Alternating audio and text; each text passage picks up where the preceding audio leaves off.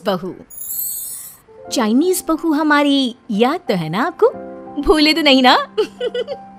हाँ भाई, थोड़ी देर में ही सही, लेकिन चाइनीज बहू की कहानी आ ही गई। क्या हो रहा है ये देश में? चाइना ने तो आतंकी मचा रखा है। अरे क्या हो गया, क्यों चाइना को कोसता रहता है? भूल मत, तेरी ससुराल चाइना की ही है।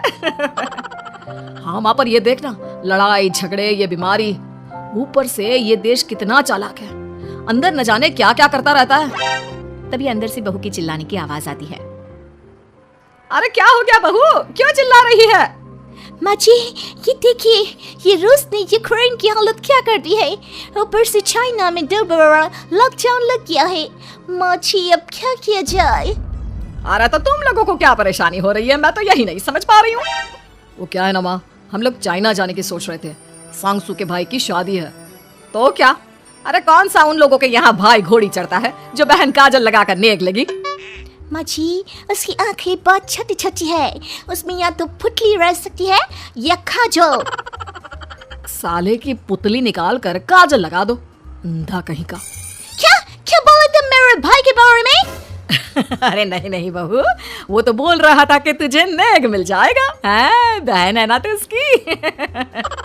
नहीं नहीं माँ जी, मैं सब समझती, ये मेरे भाई का मजाक बनाते रहते।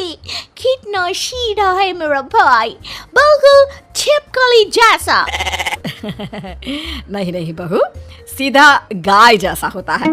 सही पकड़े हैं माँ जी। हाँ, तो मेरे भाई की शादी है, मैं चाइना जरूर जाऊंगी। तभी एक पड़ोसन आ जाती है। अरे नहीं नहीं बहू, तू कहीं ना जा, हम लोगों का मन कैसे लगेगा तेरे बिना। ले बहू, तेरे भाई के लिए ये शॉल रख ले, हमारी तरफ से गिफ्ट कर देना। अरे सब कितने अच्छे हैं, मेरी चाइनीज बहू को कितने प्यार से तुम लोगों ने एक्सेप्ट कर लिया। सच में बड़ी भाग्यशाली हूँ मैं। कैसी बात कर रही है? ये तो हम लोगों के देश की खूबसूरती है कि हर किसी को दिल से अपना लेते हैं, बस वो भी दिल से हमें अपना समझे। कैसी बात कर रही है आंटी जी? मेरे लिए आप सब सासू माँ जैसी ही हैं। मुझे भारत बहुत अच्छा लगता है, ये सबसे अच्छा देश है, मेरा भारत महान। वैसे भी लड़की की शादी जहाँ होती है वो तो वहीं की हो जाती है ना। जीती रे बहू, सही बोल रही है। औरत तो होती ही पानी की तरह है, जो जहाँ जैसे रखे वैसे ही शेप ले लेती है। आंटी जी, ये थोड़ा सा ज्यादा हो गया, समझ नहीं आया। नो प्रॉब्लम, मैं चाय बना कर लाती हूँ। फिर क्या, वो दिन भी आ जाता है जब बेटे बहू को चाइना जाना पड़ता है। वहाँ जाकर बहू का भाई कहता है, मेरे बहन आ गए, मेरे बहन आ गए। मैंने सबको बोला कि सब हिंदी में बात करेंगे, नहीं तो बहन नाराज हो जाएगी। थैंक्स बॉय, हिंदी मेरी भाषा है, आप मुझे उसी में बात करना अच्छा लगता है। आपने जीजा जी से मिलो। ओ बहन, तुम अंदर चलो। सभी बहू को अंदर लेकर चले जाते हैं, लेकिन सांगसू का पति, वो तो बेचारा चाइना के ससुराल के आंगन में अकेला खड़ा रहता है। काफी देर तक जब कोई उसे नहीं पूछता तो वो माँ को घर पर फोन करता है। हाँ बेटा, पहुँच गए ना कुशल मंगल? हाँ माँ, लेकिन सांगसू पता नहीं कहाँ है, वो तो अंदर गई है तब से बाहर आई ही नहीं। अरे कैसे बात कर रहा है, तो तू अंदर चला जा, तू बाहर क्यों है? अरे दामाद है तू वहाँ का, उन लोगों ने तुझे बिठाया, चाय पानी कुछ नहीं पूछा? नहीं ना माँ। तभी सामने से सांगसू आती है। क्यों आप अभी तक तैयार नहीं हुए? और ये बैग लेकर क्यों कमरे से बाहर आए? इसे वहीं रख देते। कमरा? कौन सा कमरा? अरे कैसी बात कर रही हो, जब से तुम अंदर गई हो मैं बाहर ही तो खड़ा हूँ। बहू को बहुत हैरानी होती है और गुस्सा भी आता है। तभी उसका भाई और माँ आ जाते हैं। और सांगसू, अंदर खाना लग गया है। पहले ये बताओ कि मेरे पति को किसी ने खाना या पानी क्यों नहीं पूछा? वो भारत से ससुराल पहली बार आया है, वो भी मेरे कहने पर। उनकी इज्जत क्यों नहीं की? देख बेटी, तूने जबरदस्ती जिद में शादी की थी तो हम लोगों ने कर दी, लेकिन अब तुम ये सोचो, पूरी चाइना में मैं इस इंडियन को अपना दामाद बताऊं? So sorry. हाँ सांगसू, और तुम भी चुप रहना, नहीं तो वो लोग मेरी शादी तोड़ देंगे। ओह ऐसी बात है, कोई बात नहीं, मैं बाहर होटल में रह लेता हूँ, तुम वही करो जो ये लोग चाहते हैं। कैसी बात कर रहे हो? शादी के बाद पति जैसा भी हो, जो भी हो, पति होता है।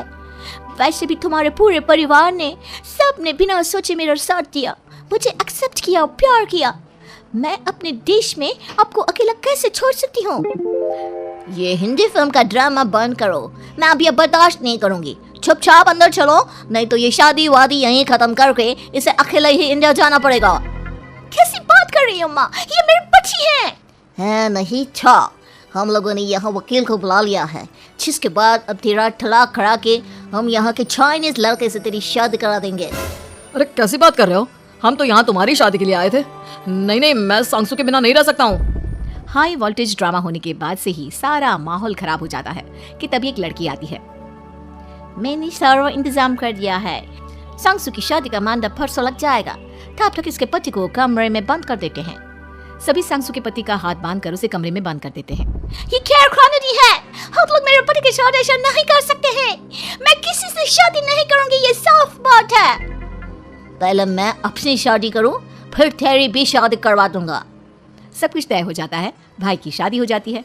फिर वो दिन भी आ जाता है जब सांगसू की शादी वो लोग जबरदस्ती करने के लिए उसे मंडप पर ले जाते हैं। ऐसा मत करो, ये मेरी बीवी है। मैं किसी से शादी नहीं करूंगी। कैसे नहीं करेगी शादी? शादी तो तेरा बाप भी करेगा। हो, मैं करूंगा शादी। प्लीज कोई मेरी शादी किसी अच्छा औरत से करवा दे। चुप, बिल्कुल चुप। फिर माँ सांगसू और उसके पति से कहती है, तुम लोगों का बच्चा मेरी कैद में है। अगर तुम लोगों ने कोई भी होशियारी की तो मैं इस बच्चे को मार दूंगी। दोनों माँ का रूप देखकर हैरान हो जाते हैं। बच्चे की खातिर दोनों शांत हो जाते हैं और शादी की रस्में शुरू हो जाती है कि तभी सांगसू की सास पुलिस के साथ आ जाती है। माँ, सरसू माँ आ गई, मेरी माँ आ गई। माँ प्लीज हम लोगों को बचाकर वापस ले चलो। पुलिस सभी को गिरफ्तार कर लेती है। बेटी के बच्चे को मारने की धमकी तो कोई चुड़ैल ही दे सकती है। अरे तो ये चुड़ैल ही तो है। ये सही बोल रहे हैं, ये औरत किसी चुड़ैल से कम नहीं है। तभी उन लोगों का बच्चा भी आकर सांगसू के गले लग जाता है। माँ, तू सही समय पर आ गई, लेकिन तुझे कैसे पता चला कि यहाँ ये सब हो रहा है? बेटा, ये चाइनीज लोग ना होते ही धोखेबाज है। इन लोगों पर मुझे भरोसा नहीं था, इसलिए मैंने तेरे फोन को हमेशा के लिए मेरे फोन से अटैच कर दिया था, जिससे तेरे आसपास होने वाली सारी बात मैं सुनती रहूं। उस दिन भी मेरी तेरी बात हो रही थी तो तेरा फोन ऑन था, मैं सब समझ गई थी। मुझे माफ कर दो।